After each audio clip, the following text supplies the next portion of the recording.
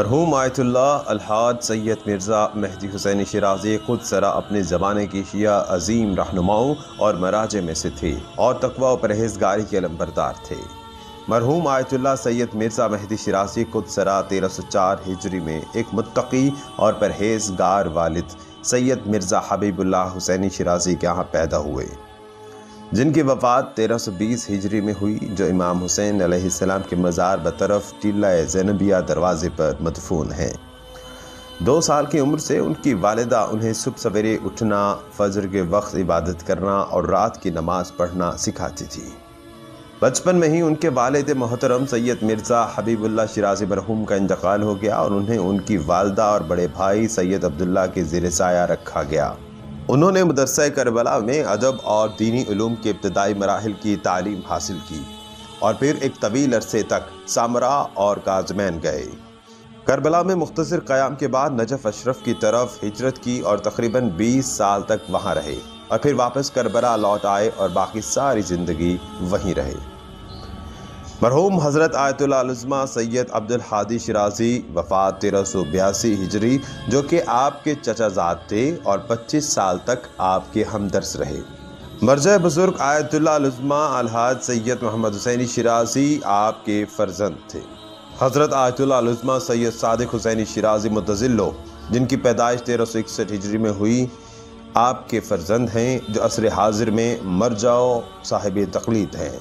مرحوم آیت اللہ سید مرزا مہدی حسین شیرازی نے کربلا مقدسہ میں دینی علوم کی بنیادی تعلیم حاصل کی اور اپنے بزرگ والد کی وفات کے بعد اپنے خاندان کے ہمراہ مقدس شہر سامرا کی طرف ہجرت کی اور اس کے علاقے میں داخل ہوئے، جہاں ان کی والدہ کے چچا مرحوم آیت اللہ مرزا سید محمد تقی شیرازی خود سرا انچارج تھے۔ برطانوی استعمار کی آمد اور سامرا شہر پر ان کے قبضے اور اس شہر کے باشندوں کی بے دخلی کے ساتھ وہ اپنے مسجد چچا کے ساتھ کربلا واپس آئے، جہاں استعمار کے خلاف اسلامی انقلاب شروع ہوا اور پھیل گیا۔ آپ نے اپنے چچا کے ساتھ قابضین کے خلاف بغاوت کی بعض مشاورتی اجلاسوں میں شرکت کی اور مرزا محمد تقی شیرازی کی شہادت کے بعد نجف اشرف کی جانب ہجرت کی۔ نجف ایک ایسا شہر تھا جو کہ علوم اسلامیہ کا مرکز اور بڑے بڑے علماء اور مجتہدین سے بھرا ہوا تھا۔ جناب سید علی شیرازی، ان کے والد کے چچا زاد بھائی مرزا حسین خراوی اور دیگر ان جیسے عظیم علماء کی درخواست پر آپ نے مدرسے میں اعلیٰ سطح پر تدریس کی اور تقریباً 15 برس تک وہاں رہے۔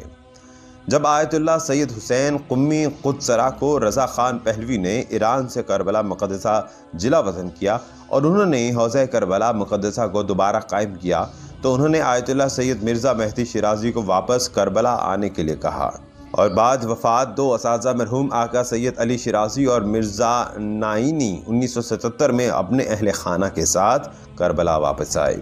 اور درس خارج کی تدریس